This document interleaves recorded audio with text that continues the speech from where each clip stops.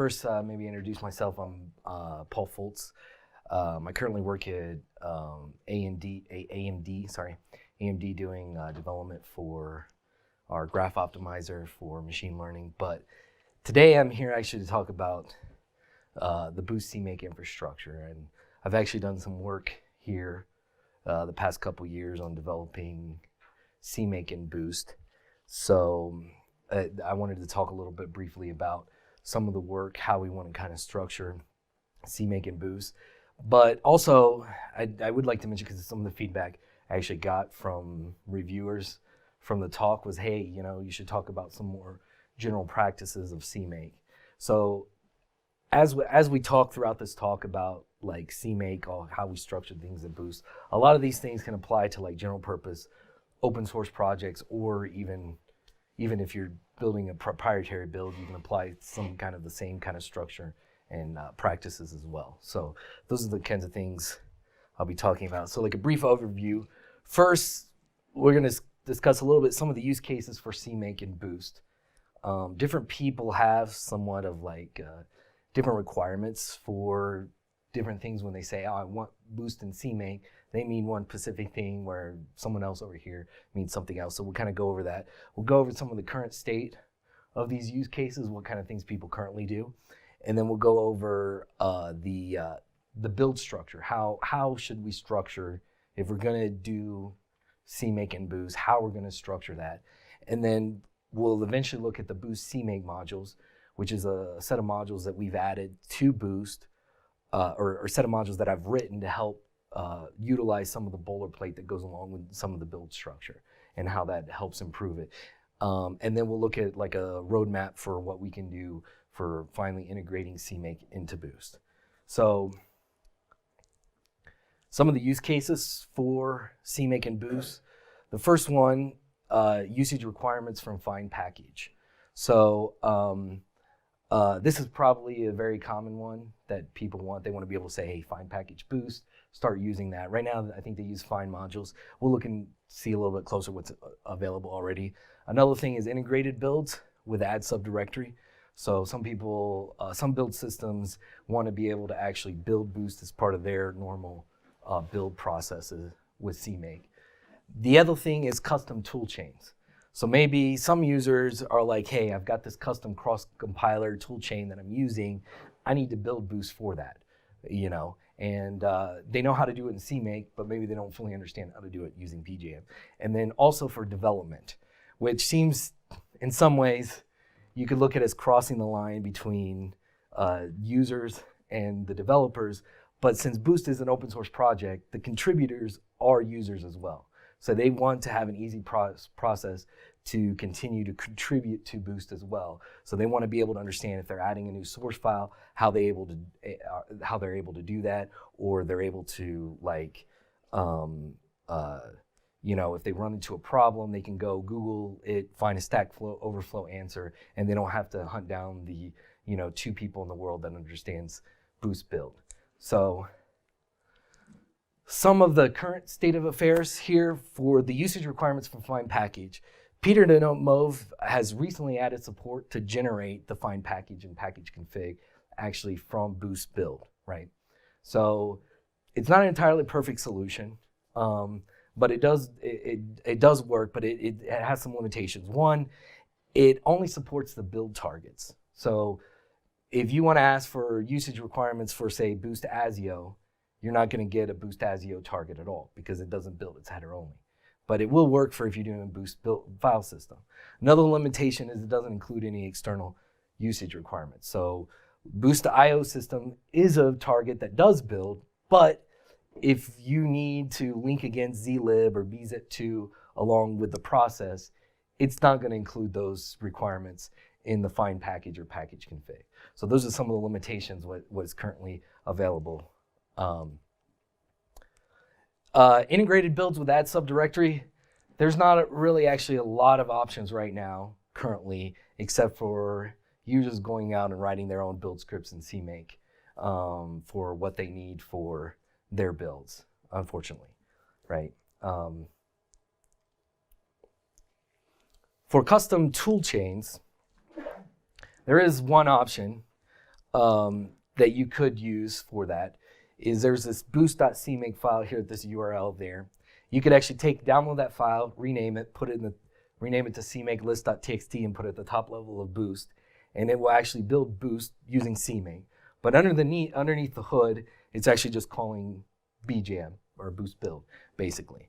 And so it will actually translate some of the CMake settings over to the bjam userconfig.jam files, right? But it does have its limitations as well, because not all the settings that actually are provided by CMake are actually provided by bjam. So you can run into some weird settings. One major thing that here, yes? Does it handle alternate compilers for your platform? What do you mean by, or I guess the question was, does it handle alternate compilers for your platform? Yeah, so I've compiled GCC head on my own, and I've got it on a Linux machine, right? So I don't want to use the delivered GCC that's on the machine, which would be the default that E2 would pick, but you can override that. Yeah, so it will work for the use case of saying, okay, use this GCC compiler instead of using the default GCC compiler. So it will read those things. It'll read the CMake flags that you've added and other things.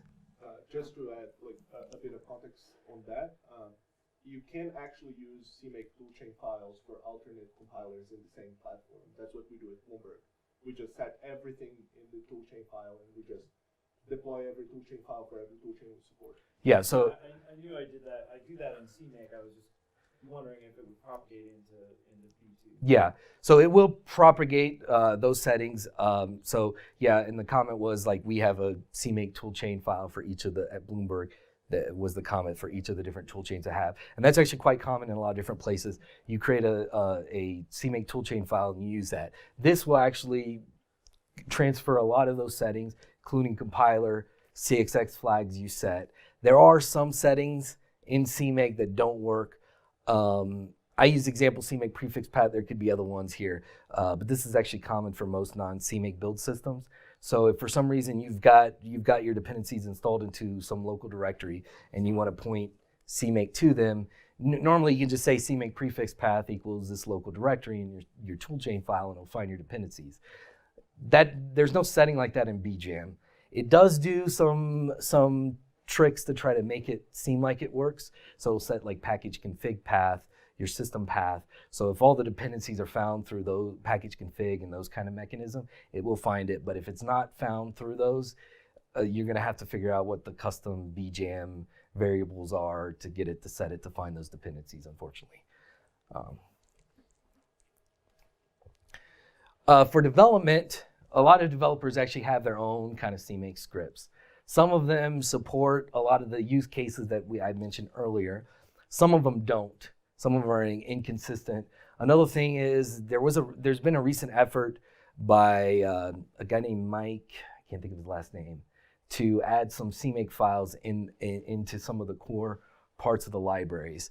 And those actually have some other issues as far as it hard codes where the dependencies are. So you have to make sure that they're in this certain path directory relative to some of the other dependencies. So there's some extra things here. And as we see through some of the structure, we actually do want to decouple like dependency management from the build script. So we don't want to actually hard code paths for that. Of course, if you're doing a proprietary build, I mean, technically you can, because you control the people that are building it. So you can tell your developers, hey, you make sure you always put this in this path here. But when you're doing open source development, users that build it may have requirements for putting the dependencies in other directories too. So we can't actually have a restriction on that.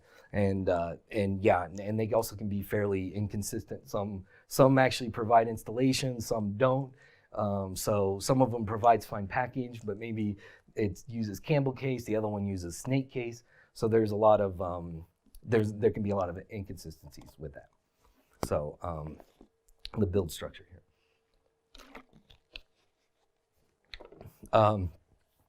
To start off, first when we discuss the build structure, to get a better understanding on build structure, there's two workflows that people use when they build dependencies. And I would like to go over this because sometimes people use one and they don't really understand the other one. So when they see a talk about using CMake, do it this way, then they're like, oh, I don't really understand that because at work we use a totally different, workflow to bring in the dependencies. So the first one is the install workflow. And that basically uses pre-built binaries that have been installed. And basically you consume your dependencies using find package, right? And usually this could be, they maybe define their own scripts that go out and build the dependencies themselves, install it, or they use the distro package managers, or they use some other package managers like Nix, Conda, or whatever to install the dependencies. The next workflow is the integrated workflow. This one builds the dependencies as part of the same build system. So there's some users that build it all within the build system. And this is kind of the workflow that Boost Build actually supports really well. It doesn't support this quite as well. I mean, support could be added in the future, but no one's done any work on that. And basically with this, you consume the dependency through add subdirectory. So you add subdirectory with this. So people that are in these camps have found, like through discussions on the Boost mailing list, that seem to be very strongly one side or the other, like a VI versus Emacs type of argument. And there's some advantages and disadvantages to each of them. Like the advantage of like the install workflow is you can easily deal with different build systems fairly easily. So if not everything builds with CMake, it doesn't matter because you just run whatever build script they have and install it into the directory, and then you can use it. But one disadvantage that could have, if you're not careful how you're building all your dependencies, you could run into an issue where you build this one with C++11, this one with C++03, and then you get an ABI incompatibility when you link it. And the integrated ideally can help control that a little bit better. It's not entirely perfect either because people can do crazy things like set CMake CXX flags variable that totally throws the whole thing off. But this helps control the ABI flow better, right? But rather than Boost getting into the debate of whether we should support, or even if you're writing your own open source library, rather than getting into the debate of like, we're going to only support this workflow or support the other one, Boost CMake should support both workflows for users. There shouldn't be, I don't think we should get into debate with that. And we'll see here through the build structure how we can easily support both of these workflows and still keep the dependency management decoupled from the build system. Another comment I would like to make about usage requirements. Sometimes when I've gone to open source projects before and we're like, hey, support these usage requirements here, I'll get a thing back like, well, I don't know about supporting all these package managers. There's lots of package managers. First thing to note, usage requirements are not a package management system, right? They are about providing your usage requirements for those, and they're very much tied to the build scripts because the build scripts understand the usage requirements for those. And the nice thing about this versus package managers, because there's a new flavor of package managers almost every year with C++, the nice thing about this is there's only two formats. There's actually a third format that people are trying to create that unifies both of these, but it's never got really successful at all. So the main two formats are basically find package and package config. Find package is purely CMake written, and you can only use find package to consume it if you're using CMake, right? But it does, if your build system is not CMake, you can still provide find package support for CMake. I mean, Boost is one example. It provides the find package files.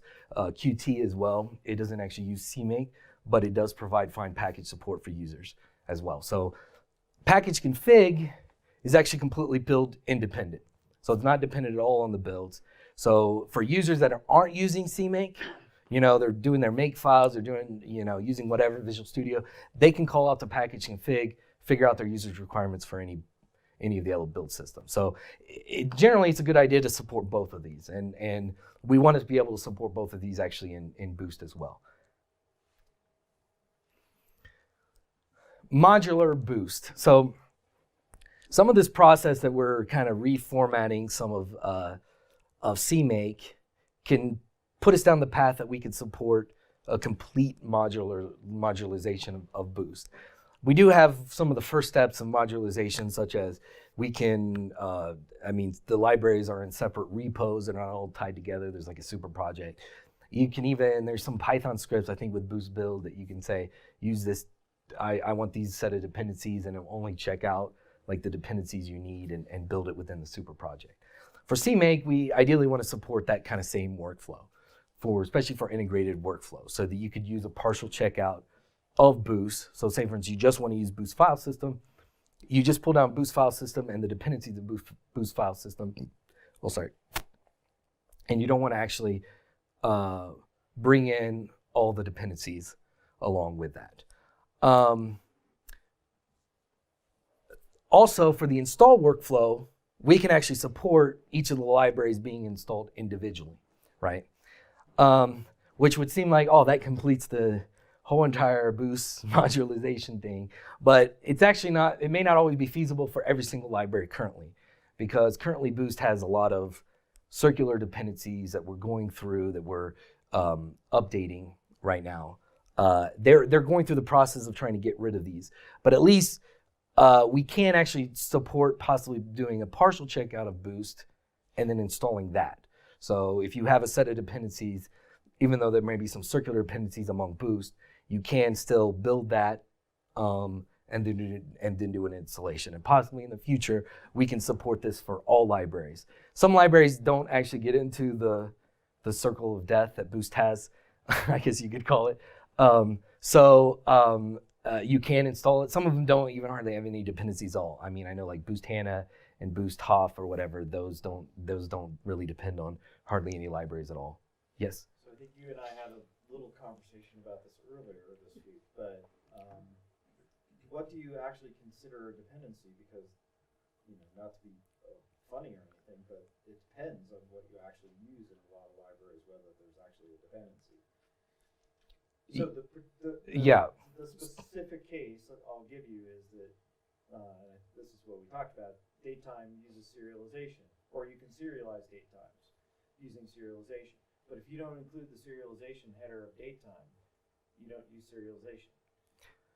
So the comment is about how do we consider a dependency.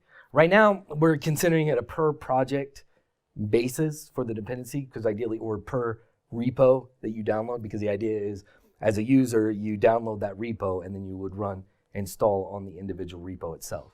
So there's certain defining lines. So we have an issue right now, say Boost date time depends on Boost serialization, but that's only because it's implementing some extra customization hooks for Boost serialization. So that creates a circular dependency, because Boost serialization also needs Boost date time for how it serializes some, in the archive and put some date and time information. But there could be some other mechanism that we could use to break up those circular dependencies. We could break them up into some smaller components.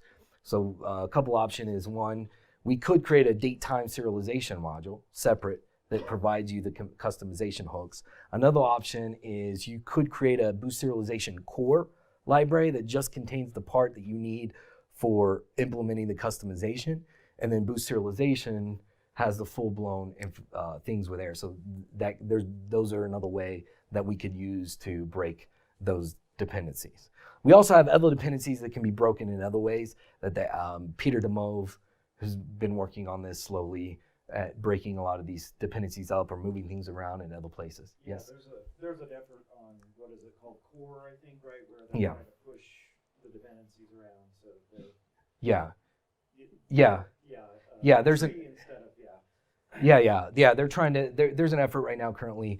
They're moving some dependencies around, or they're possibly considering creating some new modules too as well. I think that's what some of they've done this already, this has been going on for several years. I mean, I think that's part of like some of the Win32 or Boost.core libraries that were created, was to try to move some dependencies around so they can try to separate some of these things.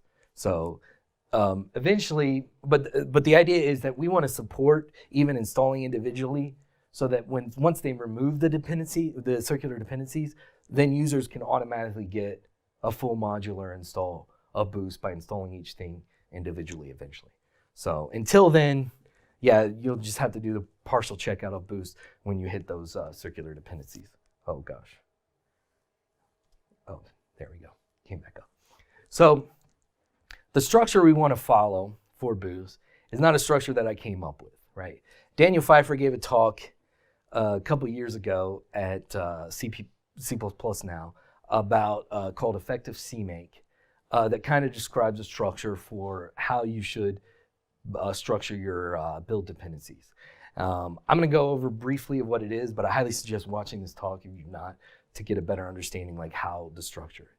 And it does a really good job of decoupling the dependency management from the build system and supporting both of these workflows that we want to support. So some brief items to go over that he kind of discussed in his talk. I'm not going to go over everything he does. There's quite a bit there. But one is each project that you create, you make it standalone. That means you can pull down the project, you run CMake on it, build it, install it, whatever, and you don't need to have some super project infrastructure there to actually make it work. It runs completely standalone when you pull it down, right?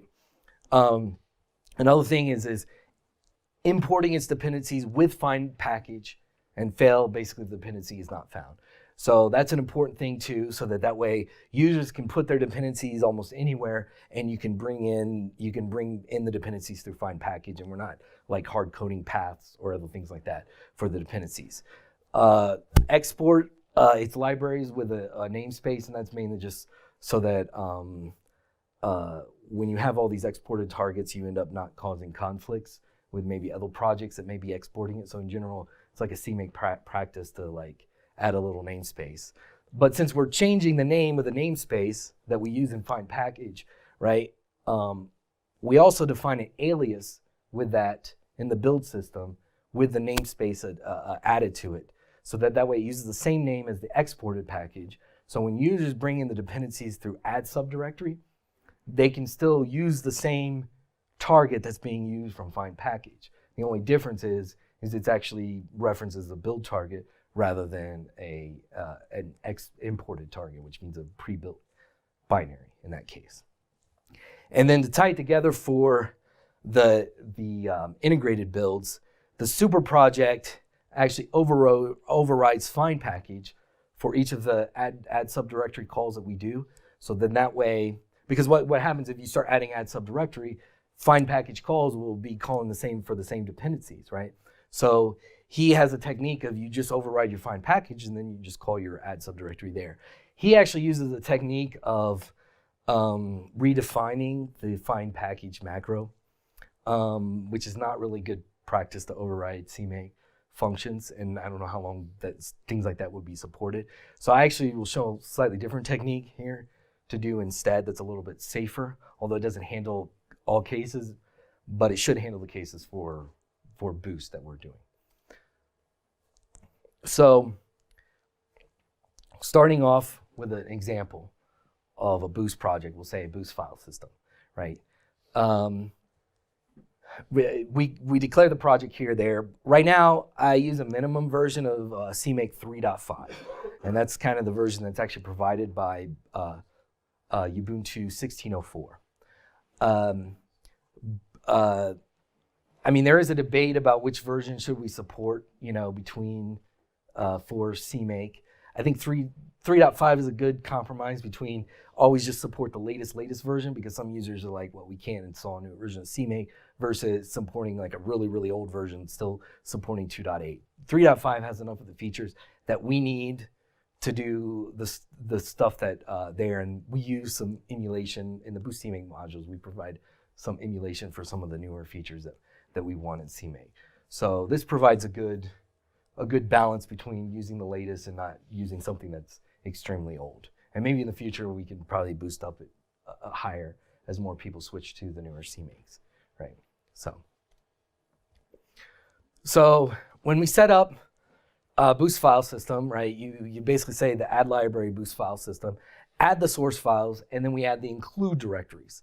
Now, this is a little funky, maybe if people are not familiar with the generator expressions, but basically what this does here is the build interface here basically says only use this when you're inside the build, because because the target we're going to create, we're going to export out, which means it's going to be used after it's installed. And so one of the issues is if we're pointing to something that's inside of our source directory after it's installed, users can't point to that include directory. They may have even deleted the source directory completely. So what this does is basically say, hey, build interface, only apply this include directory for the targets if it's used inside this build, and don't use it when you export the target. Now, you could also add the include for the installation stuff, but the install command that I use actually will add it, so that's why I don't add another include there. So yes? So does that mean that include directory would be omitted if it's not in the build phase? Yes. So the question is whether this would be omitted if it's not in the build phase. So basically, if this target is used through add subdirectory or whatever, it will use this include directory. But once you install it and a user calls find package, and then they do target link libraries boost file system, in this case, they will not get this include directory. And you don't want them to use that include directory because it may not exist anymore. Does that make sense to everyone? You have a separate way of ensuring that the include paths are accurate for the users of the library. Yes. Yeah, for the installation part, during the installation step, because you're saying I'm installing this into the include directory, there's actually a command in the install to actually add in the install include directories. If you remove this build interface here, CMake will actually yell at you when you export the targets because it'll say, hey, you're actually referencing a directory that's within the source directory when you're exporting the target. So you actually get an error from CMake about that, and that's the solution to actually fix it. Next is define the dependencies, right? When I last checked, some of these dependencies may have changed, but for this case here, these are the list of dependencies that Boost file system uses. So this will go through, call find package on the dependencies to bring in those set of dependencies. And then this is kind of assuming that even though I'm jumping in the middle Boost file system, this is assuming that we've got a full-blown Boost everywhere for all the dependencies. So we can ideally bring in the dependencies, and we've got these targets here that we can link in all the dependencies that we actually called out in the previous stage here. And I'm moving this in stages because it doesn't, the whole build script actually won't fit in one single slide, unfortunately, not for a Boost file system. Anyways. Does the existing build system that they use list the dependencies like that? It will list, it doesn't list all of these dependencies. It will list the ones that are actually built like Boost system, but the rest of these it doesn't list because these are all header-only dependencies. But even if it's header-only dependencies, technically you could still have extra link usage requirements. Like Boost ASIO is a perfect example of that. It's completely header-only, but it requires linking in a bunch of networking libraries on the system. So, so that's why it's good to eventually add those. Now, the reason why they didn't do it originally, I'm not sure what the original reasoning was, but BGM could list out all the dependencies for the headers as well. They just don't currently do that, you know. But since we're kind of redoing the build system, it would be good to actually start by listing the dependencies for every component, including the header only parts of it. And another reason why to do this is if you're in, because with this modular build, each of these components will actually, if you're an integrated build, each of these components will have separate includes. So in this process, we're not actually moving, currently what they do is they just move all the headers into the same include, so everybody can just use the same include. But this, we don't need to do that because we have targets for all the includes, so as long as you list that, it will actually give you the includes for each of those. Or it could be the case if the user's installing the user could decide, I want to install these all in different directories. And some package managers actually do that. Most users probably won't do them manually, but package managers very likely will install all the dependencies in separate directories because it's easier to manage when you have them all in separate directories. So that's another important thing about listing these out because the include for this one and the include for that one may be completely different. So next we do part of the installation here. So first we install the include directory that's included at the top level CMake, and then we install our Boost file system target.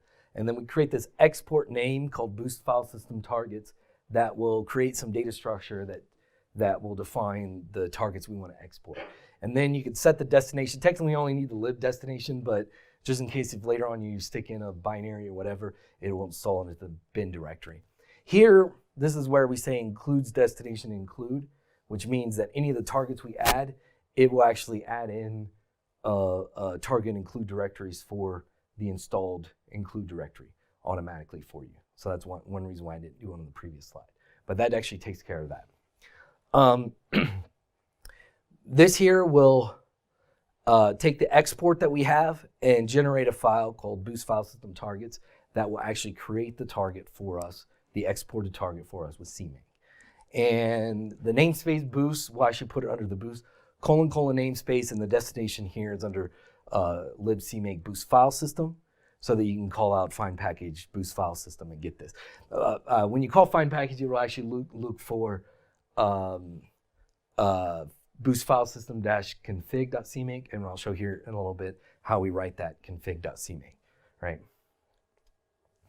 So, but there's one slight other thing that we need to do is since we're adding boost : to the namespace first, we don't want to actually have it say boost : boost file system. We don't want to have this double boost name. So this here says the export name, when you export it, just name it as file system by itself. So then that way the users, when they use it, they can just say boost : file system. That's what that does. And this is the alias that Daniel Pfeiffer talks about in his talk, that you build an alias for what the exported name is. So we build an alias for boost : file system that alias it so that when users are calling this through add subdirectory, they can use boost : file system, and there's no difference between like whether it's found through find package or add subdirectory. Now, this is part of the nasty part, is installing the usage requirements. So most likely you could just, if you don't have any dependencies, you could just include here, this includes that boost file system targets.cmake file here that adds in the targets that we just generated. But the targets has a bunch of other targets it's linking against that may not have been found yet by find package. So we could require the user to call find package themselves, but that's not a very nice thing to do. So what we want to do is when the user calls boost find package, boost file system, it goes ahead and calls the find package calls for the dependencies here. So this does a find dependency call. Now find dependency really is just a wrapper around find package to make it a little bit friendlier in this context, because if find package failed to find the dependency, you may not necessarily want to fail the entire build, because if it's an optional dependency, you wouldn't want to do that. Or it also sets it up to give a better information. So if like one of these dependencies is not found, when you're calling find package boost file system, it'll say, hey, I can't find this package because boost range is not found, or something like that. So it does provide a little bit more details. And then at the end, you can't really see the version. This actually generates a version file. So when you call find package with CMake, there's actually a version -config.cmake file that is used first to find out, is this a compatible version there. So for this case, this is a little thing that will generate this version check here. So we put in the name of the version, and then for this, I say compatibility, any newer version. You can select some different compatibility requirements for that, and it will check if the user is asking for Boost 168, well, Boost 170 is a new version, so it should be compatible. Yes? Louis. Any reason why CMake cannot write the find dependency calls itself, because it already knows about dependencies?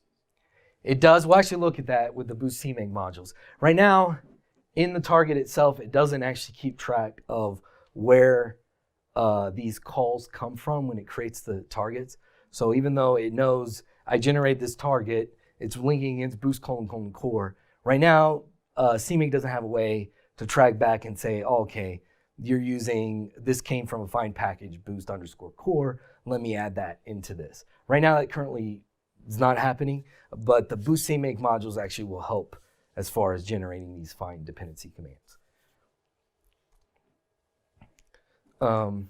Now for the integrated workflow, that's kind of installs these usage requirements. Users can use the find package, but how does it work if users want to go around and call add subdirectory on these?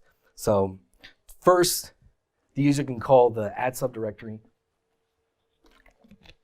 calls. And this is actually in alphabetical order because it actually doesn't matter what order. And that's ideally what you want when you do this. You don't want the user to try to figure out which dependencies depend on which. You just call add subdirectory here. But this is still missing a thing to disable the find package. So before you call these add subdirectory calls, you need to override find package. Now, in Daniel Pfeiffer's talk, he had a thing where he just overrided the macro and skipped it. But instead of doing that, I actually created this little register source package. And there's another version of that actually in the Boost CMake modules. That basically all it does is it creates a config.cmake file that's empty, doesn't need to do anything. And then it sets the dir for that. So when you call find package in CMake, and there's different ways you can tell it where the dependencies are. But one thing is you can use the package name underscore dir, like in the case of Boost file system, you can set Boost file system underscore dir to actually set the directory that you want it to use for that dependencies. So we set it to the directory for whatever that dependency is directly, so CMake will always search in there when it does that find package call. And so then you can just go through list the register source packages for all the packages that you have. There are a few things that this may not necessarily do. There are a few limitations. One, if for some reason, this shouldn't actually happen with Boost, but you can actually call find package and force it to use a find module. And when you do that, this won't actually work, unfortunately. So, but in generally, that's something that you shouldn't do in your CMake. You shouldn't force the find module. You should use the package config stuff that's available first, and then fall back on find module if it's not found. Yes? Does this mechanism enable users to have, say, a particular version of Boost that they've downloaded, and then a newer one that has, say, a bug fix or something like that, and point just that particular Boost library off there? The question is if they can use they can have a version of Boost downloaded and they can pick a particular version maybe that has a bug fix. Like, so say for instance, we say, oh, Boost functional has a special bug fix I need.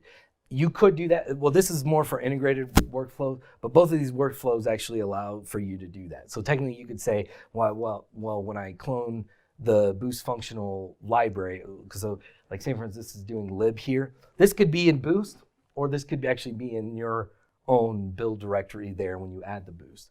So you have a directory called lib functional. If for some reason functional has a new bug fix that you need, then you could just pull down the, clone, if there's submodules or whatever, clone the hash that has the bug fix and put it there in that directory or copy it manually, however you might manage it in your build system. So you can use this Boost functional dir thing to point to some entirely different directory.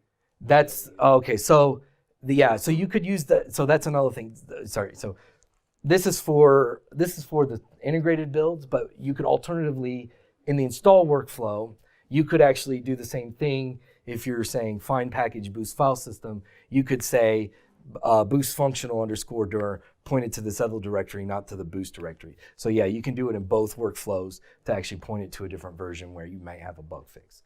Of course, Peter DeMove actually wants all the configs to actually, for compatibility reasons, always point to the exact same version they're built with. But unfortunately, that would prevent that use case.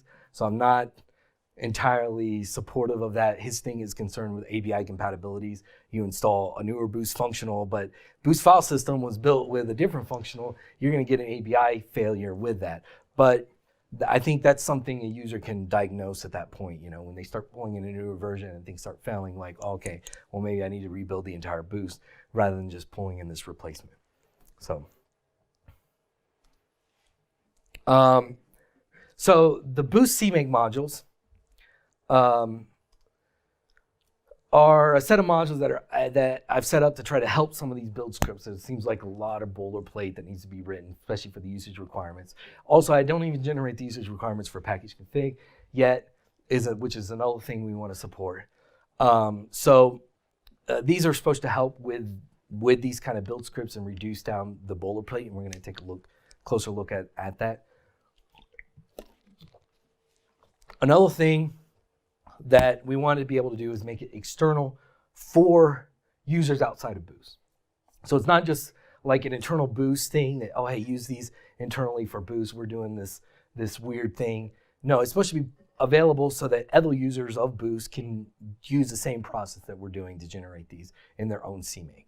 So ideally, what we'd like to do eventually is maybe upstream it, because rather than Boost maintaining these separate set of CMake modules, we could actually possibly upstream it eventually once we kind of settle on what we want to do into CMake, and CMake can help maintain it. So when they come out a new version of CMake, if something breaks, CMake maintainers will take a look at that and figure out what's going on. And you can actually get these Boost CMake modules at Boost CMake/BCM. Right now, the BCM stands for Boost CMake modules. They're currently named BCM. In the future, it may, through the formal review process, it may actually end up changing names or something. So who knows? So some of the overall features, auto-generate requirements. As we say, there's a lot of boilerplate for that. But some other things too is high-level test functions. So right now in CMake, if you want to do the test like we do in BJam, you've got to kind of create an executable. You got to add a test command that runs the command and things like that. So this is kind of trying to combine some of the test things together. It provides a RPath emulation for test on Windows. Windows doesn't actually provide RPath capabilities, which is the compiler flag that's used on Linux to tell it when you're building shared libraries, like where those shared libraries should be found. So it actually does, it has a little bit of an emulation. So when you do the test, when you run tests with Windows, it will actually still find the correct shared libraries that are needed on your system. And then there's also some, yes. Going back to the test one for a second. Okay. So does it actually generate C-test statements? Is that what you're actually generating? So we'll actually look a little bit closer, but basically it is calling add test, which is the function that is used for C-test. So it's actually generating those same C-tests. It's not going down a different path. It's just taking care of some of the boilerplate. I didn't actually show it on the previous slides for the test for Boost file system without Boost CMake modules, but we'll actually look at kind of what it does because when I was presenting some of this to Boost CMake list for writing the test, I mean, I remember the maintainer of Boost config, what's his name, John Maddox, yeah. He basically looked at it and was like, I'm losing the will to live, basically, when he saw it. So so I'm like, okay, we're going to have to, we can't just have it just say, hey, just run these couple of functions. So I'm like, we need some kind of high-level infrastructure. And actually having these high-level instructions actually allow us to be able to do the second part, which is the RPath emulation. Otherwise, you have to go down another path.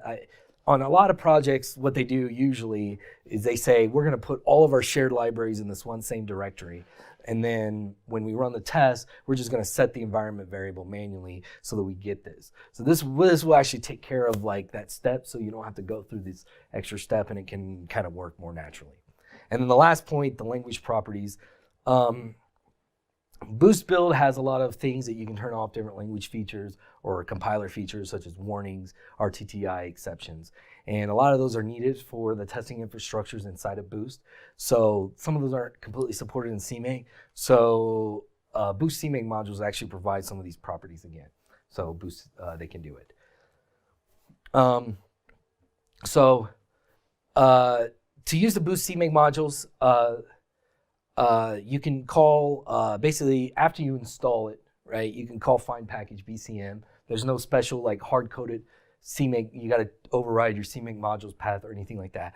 It basically calls find package BCM, which will basically update your CMake module path to actually find these modules so that you can turn around and say include BCM deploy, include BCM setup version. So going back to the example that we used for Boost file system, right? This is kind of, I have some dots to kind of compact it down, basically what you do.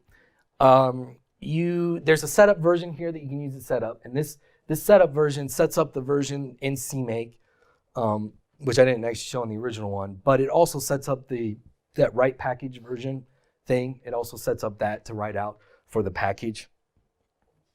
For the package names, when it writes out the package name, it actually uses the project name as the default. So it uses kind of heuristic of whatever you set the project name, it'll do that. There are overrides. So for some reason, if you name your project one thing, but you want the find package something else, you can add a name parameter to these functions to set a different package name.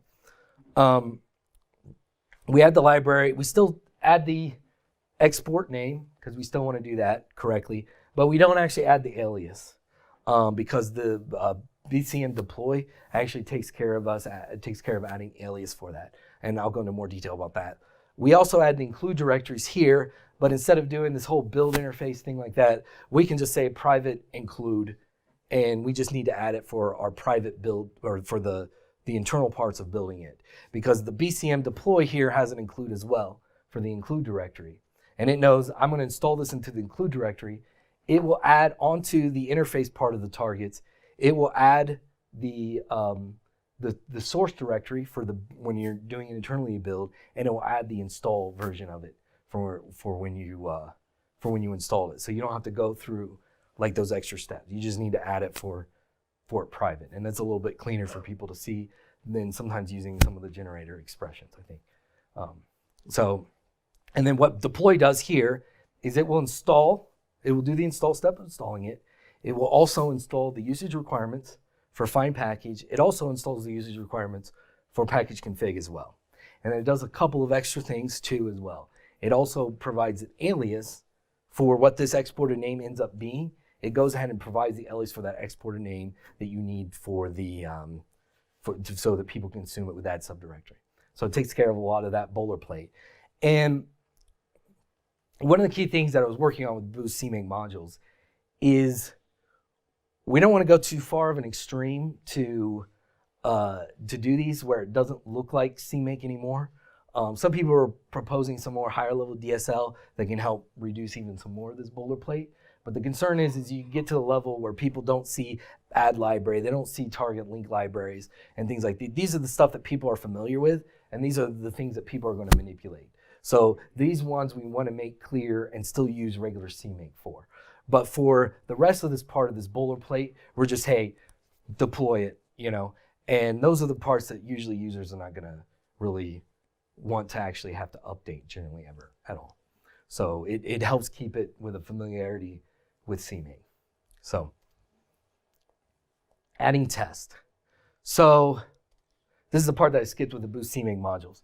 So when we add test, there's actually an extra, this is something fairly recent. We actually have an add test subdirectory.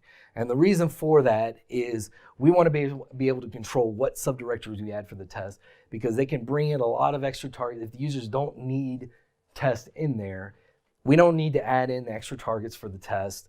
It just ends up bringing up extra time for CMake, especially for Boost. It's a really large project, so it has to generate huge amounts of CMake code it has to run over when it configures. So the reason why we have the add subdirectory is it provides a capability for users to completely disable adding in the test completely, right?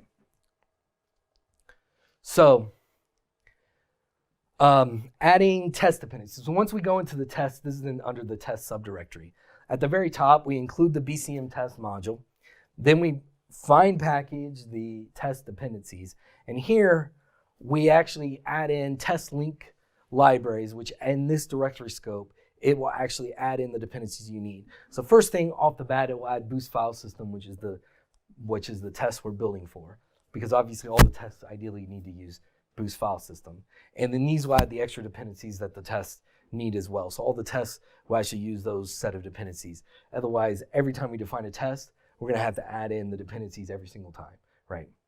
So, and this is not global. This is directory scope. So it only applies to the directory, the test directory, and any subdirectories of that test directory.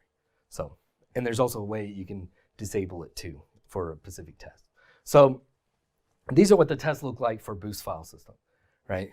You can have a name here, and what the name actually does is that defines the name for the test and the target as well. There's a corresponding target that actually gets built, and then these are the sources that will get added to the target as part of the build.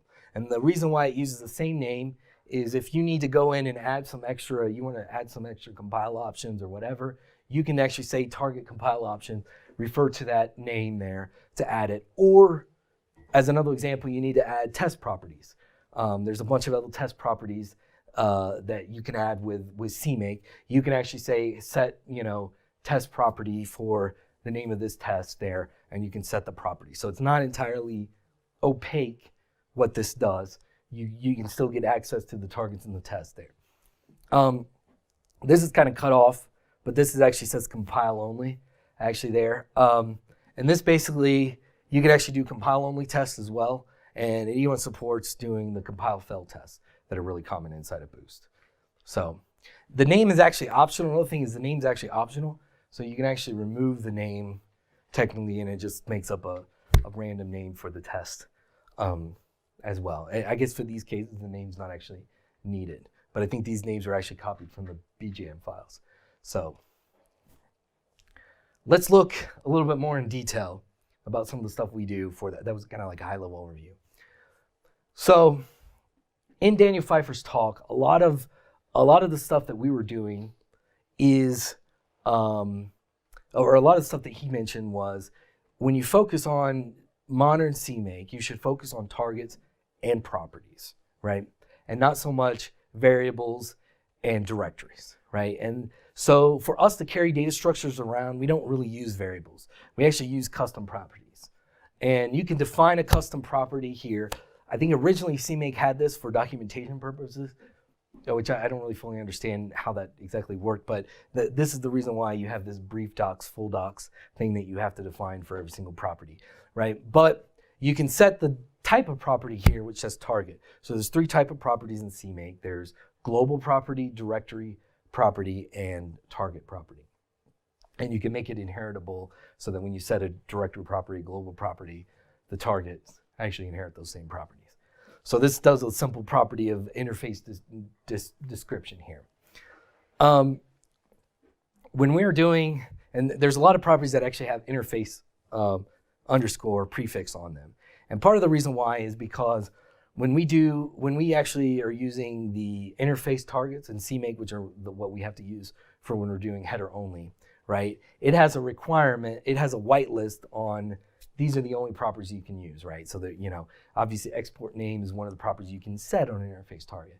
But one of the other things they do allow is any property, even custom property, if it's prefixed with interface, you can apply it to an interface target. So even though some of it may not make sense in the full, what they mean by interface in CMake, we still have to prefix it with interface so that at least we can apply it to an interface target. So hopefully that makes somewhat sense. So we want to be able to auto-generate those find dependency calls that we saw on the earlier thing. But what we need to do is we need to be able to take the target, find the target, where it came from, what find package call. So what we want is we want these like set of properties here that say, hey, these are where these find package calls commands was used to actually create this imported target. And there's an issue right now currently with CMake open up to to add this issue, add this feature to CMake. We don't currently have it, so we have to do kind of like an emulation. So we do override add library, which is not always the best idea, but I'm hoping it's temporary until we can get this feature added to CMake. So when you override a macro in CMake, you can do underscore add library here, which we'll call the original add library function. So we forward it and we just call the original add library function. But we check to see, hey, is this an imported target, right? If it's imported target and there's the CMake, so CMake defines these variables when you're inside a find package call, like CMake find package name. So what we're going to do is check, are these set of variables defined? If these set of variables are defined, we're going to take those variables and add them to properties on the target. So in this case, we have to prefix these properties with an interface, unfortunately, so they work for the interface targets. But basically, we'll set interface find package name, and the rest of these required exact version, all these will loop over those and set those as well. So basically, this will automatically allow for the imported targets from find package. We'll have these set of properties that we can use, that Boost CMake modules basically will use, so it can generate the find package calls. We also have some properties for package config because it also generates the the package config usage requirements. So basically, package config has an idea of a description and URL field. So you can actually add those properties there on there, and it will read those and fill in those if you want to.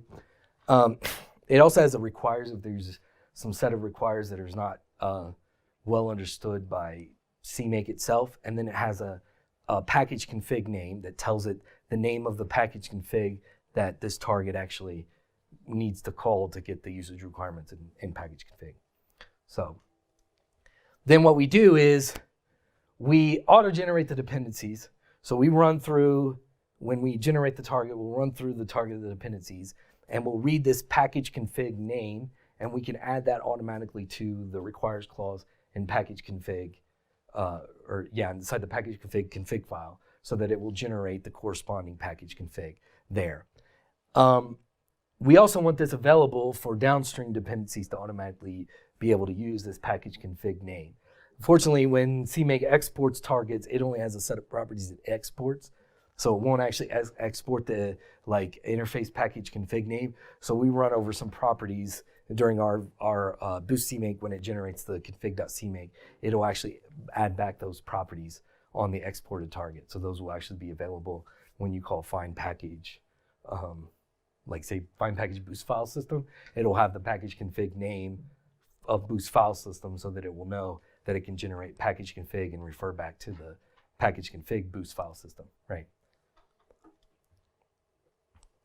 Now for test. So the test, actually there's some structure that I actually set up with this. There is a test target. Now technically you can build all the tests using CTest directly if you want to, because it just builds it through the CTest. But it actually provides some targets to make it a little bit easier for users instead of having to run through there. So it builds a test with an S at the end, because it can't actually do test because that's reserved by CTest. These actually build the test. You can also do tests for a specific project name, especially in Boost. If you've got all these Boost modules that you're building, maybe you just run the test for Boost file system. You don't really care about, Boost core test. So you can actually just specify the test. This only builds the test. It doesn't run it. So there's actually a check target that will actually build and run the test, and it has a corresponding project name associated with it. Then we have a property, enable test property, that basically controls that add test subdirectory, so you can control whether it adds the test into the subdirectory. And then build testing is a variable that CMake uses in the CTest to decide whether you want to build the test. And right now, currently what it does is it decides whether it's going to add the test to the alt target or keep them separate, that the user can invoke separately to build the test, right? And there's some other things that happen with the build testing we'll look at later. So the CMake command for creating the test is the BCM test, like we saw before.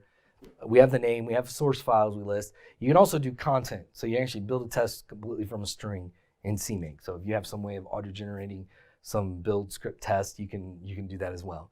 Args are the arguments because it builds an executable, runs it. But if there's some extra arguments you want to do for the test, you can tell it, hey, add these arguments, right? Compile only means it's only going to compile the test.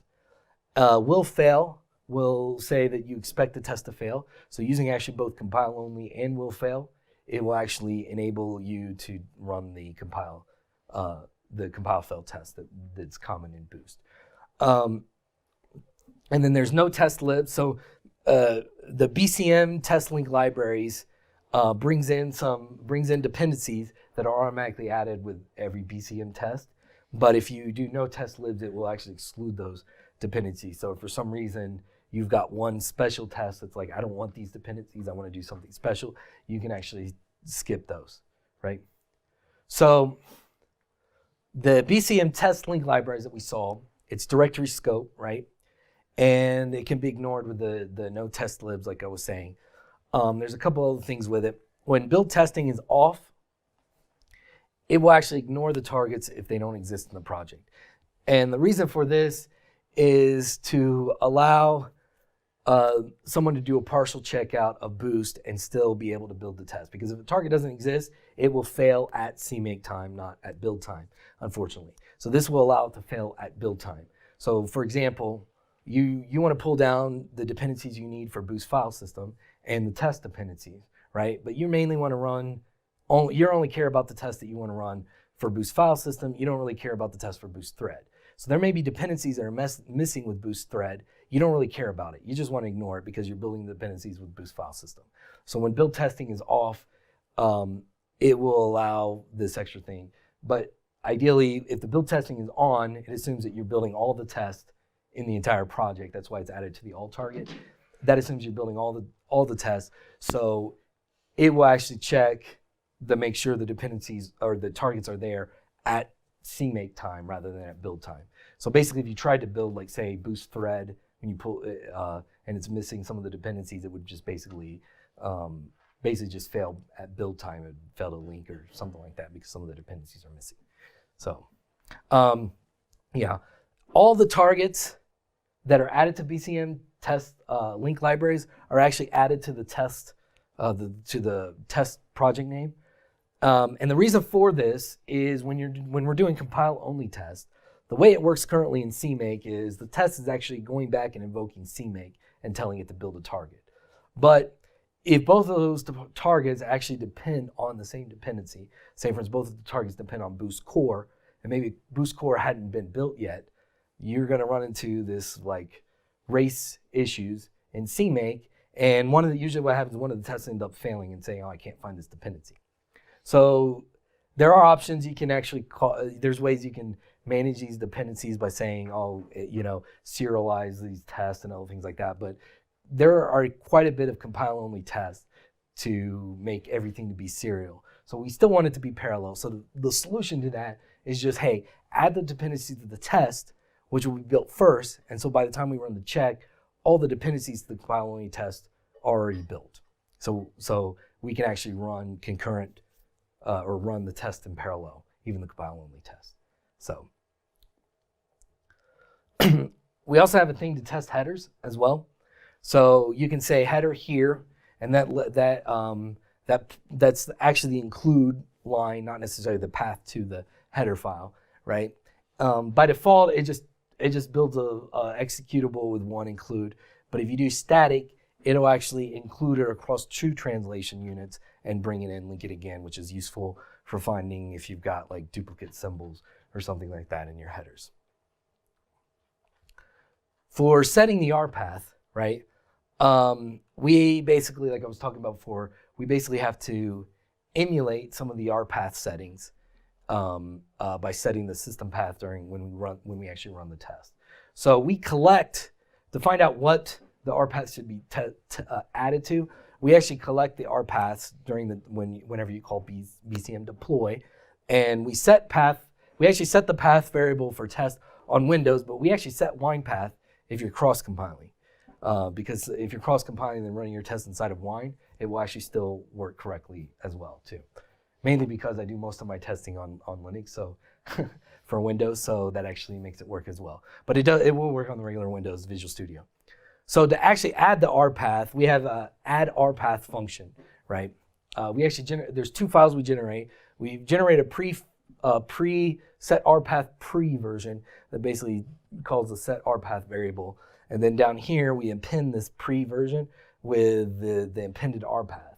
But this doesn't use generator expressions. Ideally, we want to use generator expressions. The reason why is because when you're dealing with Visual Studio builds, when you refer to the target, there's actually two different paths where the target actually is, depending on whether you're doing a debug version or release version.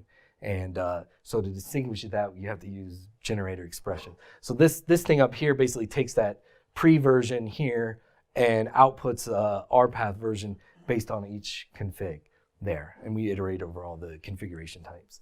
So that's basically what that does. And then inside BCM deploy, if it basically checks to see if it's an interface library.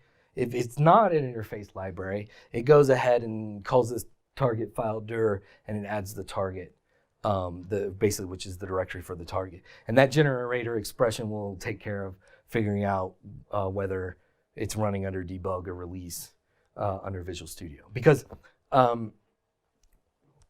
generally on Linux, when you run under debug and release, it's actually a different configuration of CMake. But in our Visual Studio, it's actually built both at the same time in the same build directory. So because of that, that's why you have to use the generator expression. So,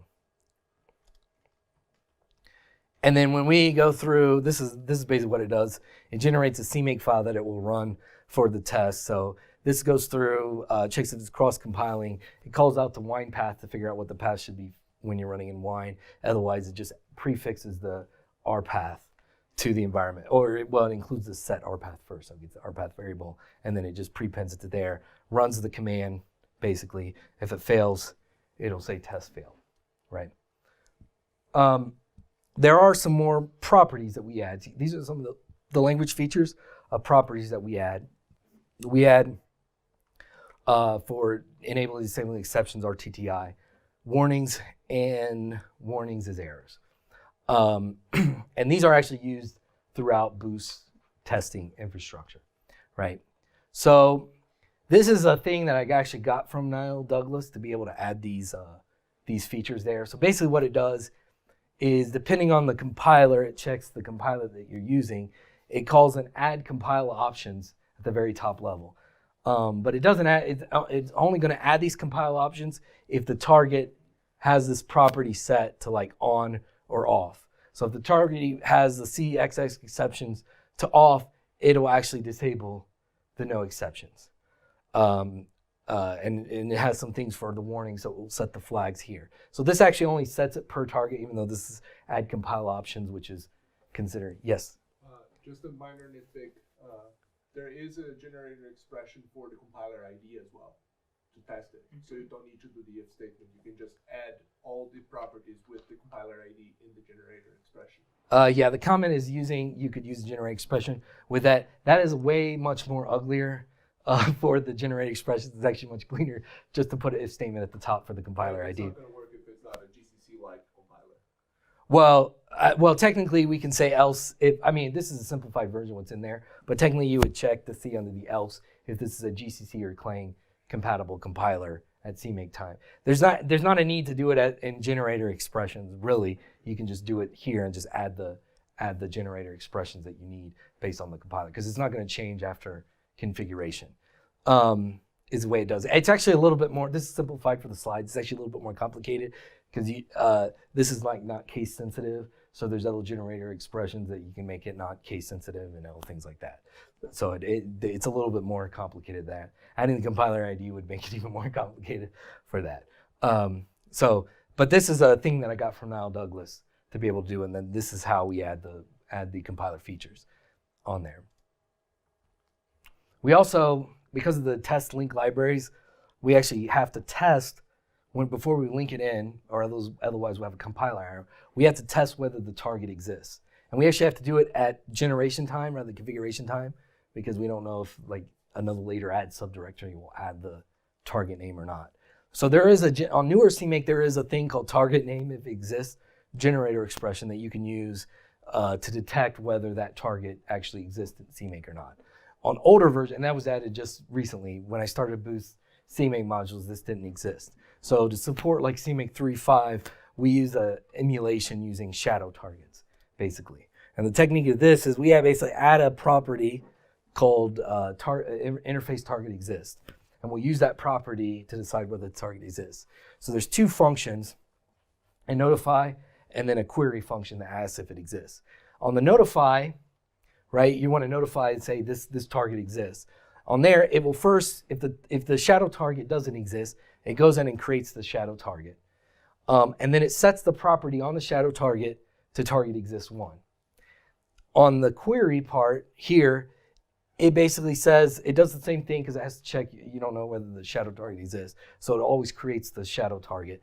And in this case, because you're just querying it, it assumes that it sets the property is not existing here. And then for the out part, this is the generator expression.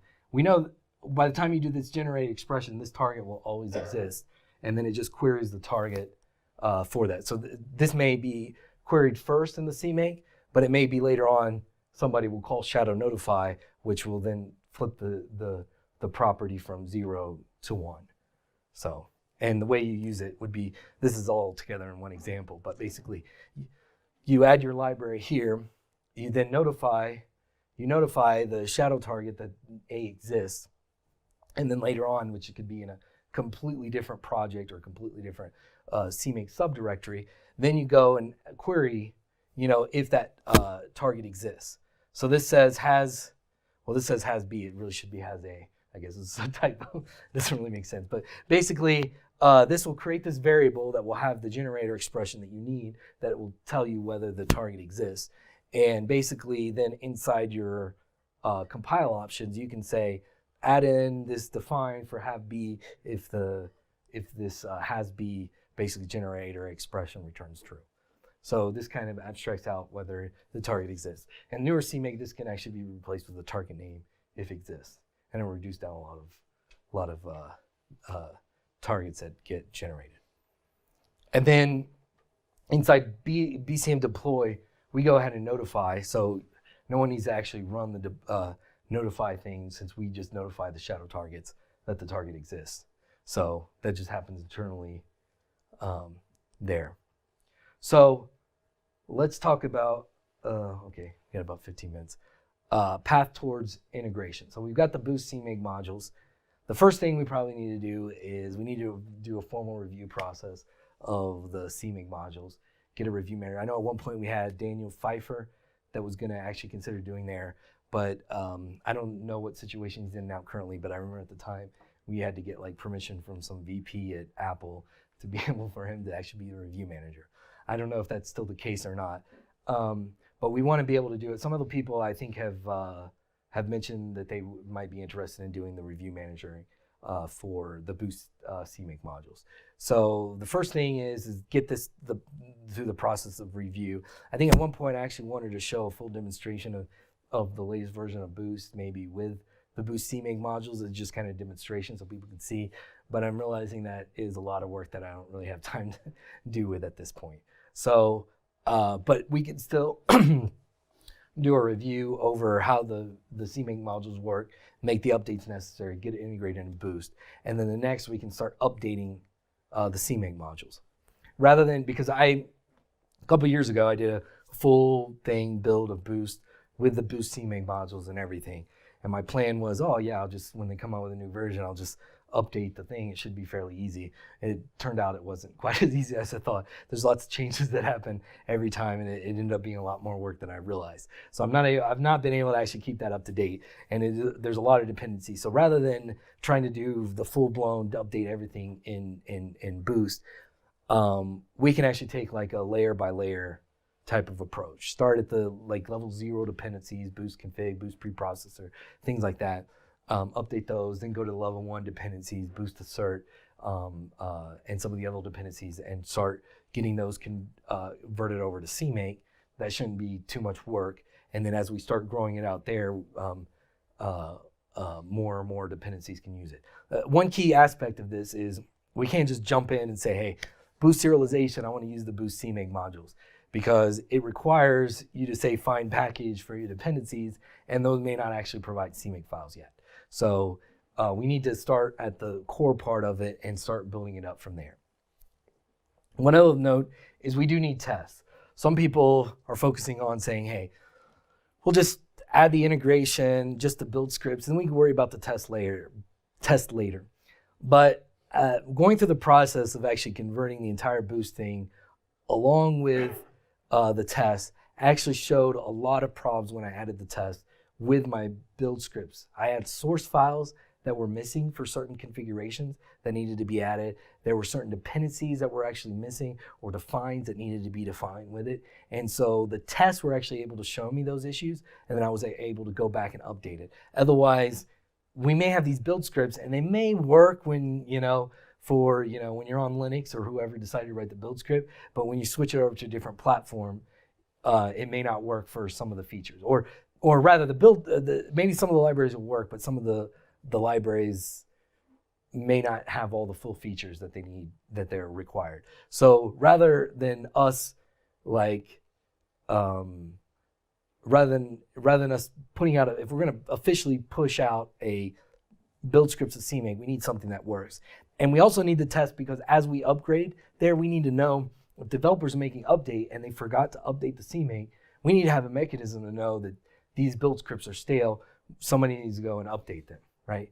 So the test will actually provide a mechanism for that. Although the tests are fairly expensive to run on Boost. I think it takes like on a 32 threaded machine, it takes like an hour and a half to run through all the tests on just one configuration. So ideally, we probably need test machines or something else like that to run these CMake. So there is some infrastructure. Yes. Well, you're, I'm sure, aware of the test infrastructure that is available. Mm-hmm. There's Yeah. a lot of testers, and I'm sure, and there's a separate Boost test list that you can get on mailing lists, and actually, yeah, I mean, I guess that'll be an interesting question to review. But anyway, somebody might want to adopt the CMake testing. Mm-hmm. But I wonder what other things there are, right? Because it produces this massive XML and all this stuff, and it uploads it. Okay. Yeah. This is the thing. Yeah, that yeah. creates all those web pages I'm talking about. Yeah, exactly. Yeah, yeah, I am aware of some of the test infrastructure, but we need some volunteers to say, hey, we can use this test machine just to run the CMake test, and maybe even update it, find some mechanism to generate the XML to update the test on there. C-test will actually export out an XML format for it. It's not the same XML format that Boost testing infrastructure uses, but at least it can export it out, and we can write some Python or whatever to convert it over to what we need for there. So just to be clear, many of the Boost test machines are volunteers. Yeah, But there exactly. are some that are provided by the organization. So we can talk later. Oh, yeah. So you should be able to get access to those, I guess is what I'm getting. Okay. Yeah, my hope is, I mean, there seems to be a really strong interest from people for Boost CMake. It seemed like back a couple years ago, if somebody mentioned CMake, as far as anything, it turned into 100 emails coming out every day, basically because of this huge discussion with it. It seems to calm down a little bit since then, but ideally the hope is if there's these companies that are actually rewriting their own build scripts and they know, hey, we can rely on Boost to do that, maybe they might be willing to volunteer some test machines so that we're testing the CMake infrastructure as well. So yeah. Future development for this. One thing is enforcing naming convention for tests. This is something I'm considering. One of the issues with the test and the targets it create is all targets and tests in CMake are global. So if one Boost library decides to make a test named checklib and another one decides to make one called checklib, it'll just break the CMake, and there's no way to really control it, right? Or it may not be completely obvious to both of those developers that they're breaking each other's test cases, right? So one way to do that is to have some naming scheme to do that.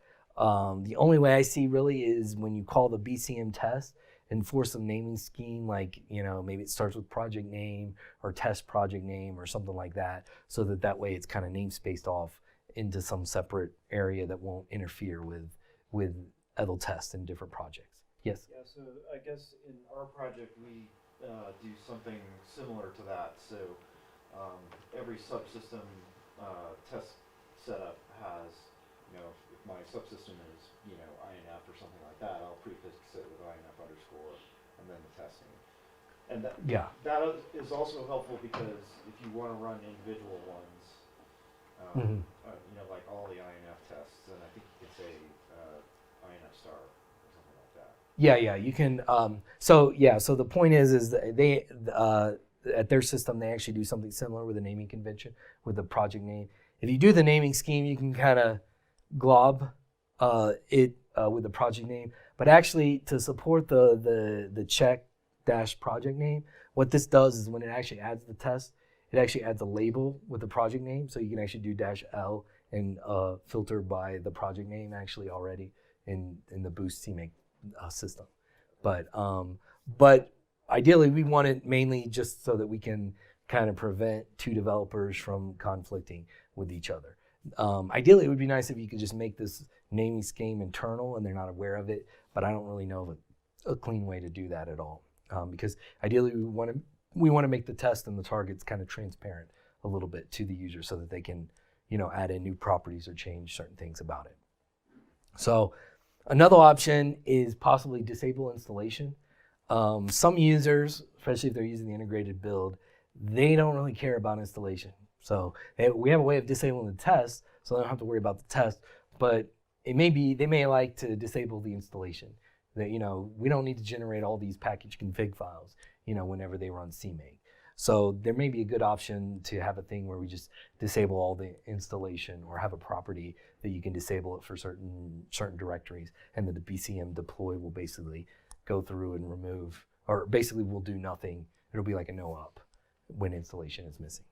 So another option is parsing the BGM test files in CMake. So I actually have a Python script. When I did the conversion over, I had a Python script that I could run a BGM file through, and it would generate the CMake test file, right? Which is nice, but some of the developers may not want to actually support both a BGM version and a CMake version for the test files. So it may be we may be able to have an option where we can actually, in CMake itself, you could just point it to a BGM file, and if you're using the high-level test runner, there's two different test runners. There's more like a low-level one, and then there's like a high-level one. If they're using the high-level one, we could possibly parse some of that in most cases. Now, once they start getting into cases like add this define or do this other thing, it may get a little bit trickier. So we may have to have some kind of mechanism so that the trickier parts you can define twice, but the general purpose things you can just read it directly from the BGM file. And I think a lot of authors may actually prefer that. Now, some of the CMake or some of the BGM test files just like glob a bunch of .cpp files. So for that, they can do the same thing in CMake if they want to. So, but I think some developers that may prefer that instead of maintaining two separate files. The other thing is an intermediate file for listing dependencies. Some people have been discussing the mailing list previously when I talked about some of the stuff, is having this intermediate file. I think Peter DeMove, when he tried to demonstrate some CMake version, he actually used this intermediate file. His idea was he was going to use his boost depth thing that he has to actually generate that, because he figured developers are not going to want to update it. It also has the advantage of like maybe certain other tools may want to actually read that file. Currently, if you want to figure out what the dependencies are for Boost, you just go into the CMake, parse the find package. But it sounds like some developers want to not even touch CMake at all because they're like morally opposed to it. So they're like, I don't want to touch these CMake files that you've added. I just want to parse it from this other file. So there might be some need for having an intermediate for files for listing the dependency. I don't know what kind of format it is. The only issue is that when you start doing this, it starts looking less like CMake people are familiar with, is the only issue with there. In some cases, it can be a little bit more complicated because you have optional dependencies like Boost IO streams. It can still build without zlib.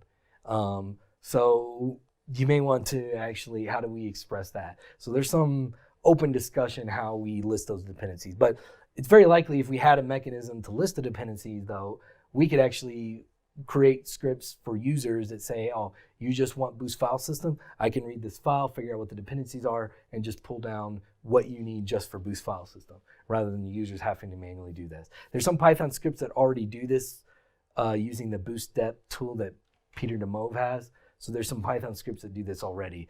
But this can read it explicitly, so it's not out of date. Yes?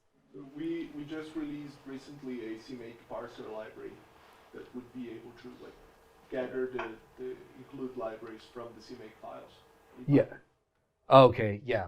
Okay, so they actually have a library they released that actually can gather these libraries automatically. So that's written in Python. So that is an option you can do.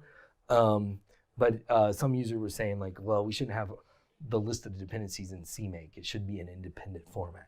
So that's the only reason why I mentioned that. But that is a very good tool because, yeah, you could very likely just read these. Now the dependencies are explicit, we can read these, and when users want to just pull down just Boost file system, we can actually just pull that down for them, and set up we could even have it set up the super project for them for that, because right now we still have circular dependency, so there's still a super project that might still be needed, but we can actually have the tooling and infrastructure possibly in the future to do that. So lastly is auto-generate recipes for various package managers, may be an option in the future. So various package managers have, I guess it's really common for package managers to have recipes, Conda, Nix, Conan. You have to have this extra recipe format with it. So it may make sense that we could write tools that can generate these recipe files from Boost so that we're not manually having to do it. So we can keep these things up to date in different package manager that people are using. So that might be a possibility. Yes? Do you support the documentation tool chain at all? No, that is another thing. I'm not completely familiar. There is some CMake that was written, I think like a decade ago by a guy named Troy, I believe, something, that did some of there, so that we can invoke the thing. I would like to add documentation in the future as well, because I didn't listen. This is more like short-term thing, but in the long term, ideally, I would like to switch over and actually have a thing where we can invoke different documentation. Right now, the goal, even though I'm focusing on tests, the goal is first, let's get something that users can build and solve the use cases that users have currently using CMake, which does require tests to actually ensure that we're doing it correctly. But the documentation doesn't necessarily ensure that we're doing that. Later on, ideally I would like a way that we can basically have some modules that will generate the Boost documentation toolchain So there. from a development, Boost development point of view, this isn't going to replace BJM. Not at this point. Not at this. Yeah, no. Maybe in the future, as we expand it more, maybe it could replace BJM. But ideally, if we're parsing BJM test files, I don't know how well we're gonna replace the BJM as well. Maybe in the long term, we could start looking for that. But first, let's try to get infrastructure in place so we can actually start building CMake. Some developers are all okay. I know like the Peter DeMove and Glenn Fennis. Yeah.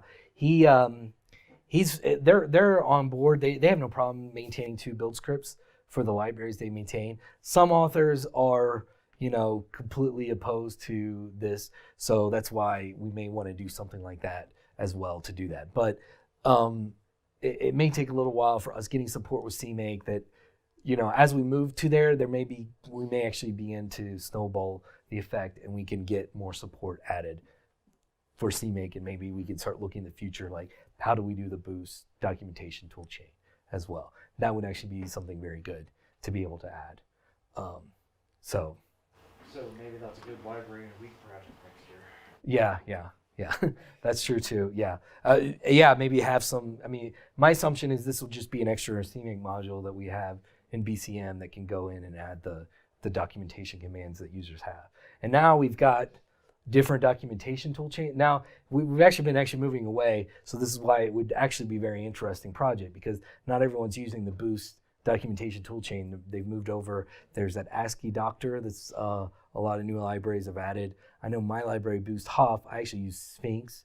Hannah uses just Doxygen directly. So ideally we'd have CMake modules that users can, or the developers can just call these out and run these tool chains automatically. Yeah, it's always been the case since the very beginning that there was never an official tool chain. It's just that a tool chain arrived that did sophisticated things when Doug Grigger wrote it a decade ago or whenever it was. Yeah. But hardly, it's chaos basically. Yeah. Always has been. Yeah. So that's actually my last slide. I'm not sure why it's not showing up. It's supposed to say questions here, but for some reason. Yeah. So my question is more practical for currently. So with Boost 170, there were some changes that went into some of the various libraries for CMake. So I'm wondering what's the current advice for users today that are already bringing in Boost into their projects, and right now they can't use the default way. They can't use their CMake scripts because there's incompatibility. So like the kit where CMake, the Boost bind package, isn't giving, it's overriding those, so you're not getting a lot of variables that you're used to using. Okay. I think they're working on fixing some of that. This is one reason why it uses it doesn't use the fine package boost directly with the components because that's a totally different path. This is because it's a kind of slightly different approach. This is, you actually call fine package boost file system. Ideally, I think we want to generate a boost config, and I think Peter DeMove is working on it to try to make it as closely compatible with it as possible. So what's kind of the advice for today for people with the packages to try to make use of boost? The only way I know of is to basically, when I'm doing the configuration, is to say like ignore boost CMake or something like that. There's some macro like that you have to use basically, then you can use the kit. Well, yeah. So because we support the imported targets now, you should just be able to actually then update your boost system to use the targets rather than the variables, unless there's some variables that are needed besides just the targets. I think before a lot of people used the variables because the variables worked with newer versions of Boost, where the targets were only, like if you want to use the targets and you upgraded Boost, you'd have to upgrade CMake along with it. So a lot of times people use variables in their build scripts. Now that we support actually creating these targets, you can actually you can switch over to using the imported targets directly, which is probably a good idea. And that should actually future-proof it for future developments with Boost, which would be good. Later on, when we start getting this infrastructure in place, possibly there may be another migration. But the idea is that hopefully we still want to support the component-based fine package as well too as a backwards compatibility. So yeah. There is another detail there, which is if you have a config module takes precedence over a find module. So as long as you get like the new boost. No. Actually, find modules actually take precedence. But what happens inside the find module, and a lot of find modules do it, they'll turn around and call the config module in itself and just exit out because it's like, oh, I found a config module. But find modules actually are found first, actually, in CMake. So if you look in the boost config or the find boost.cmake, you'll see a thing where it says find package boost config, and it will first call the config one. If that's successful, it'll actually just end it and it won't do anything else. So that's how that works, actually. And the reason why they do that is because, say for instance, you do have a config module that's broken. The find modules is a way to handle upstream dependencies in your library where maybe they aren't set up correctly. So the idea is you put in the find module to override the config thing so that you can make it, you can do modifications on it. But yeah. So yeah. Any more questions? Yes. I don't remember the name of it, but for the shadow. The shadow targets? Yeah, shadow targets. That generator expression with the target exists. Is that in CMake now? Well, which one? This here, the target name if exists? That's in the latest version of CMake. I think the last release version that they did, they added this. This is fairly. 3.12, I think is the latest version that was added. I think it's 3.11 or 3.12, something like that.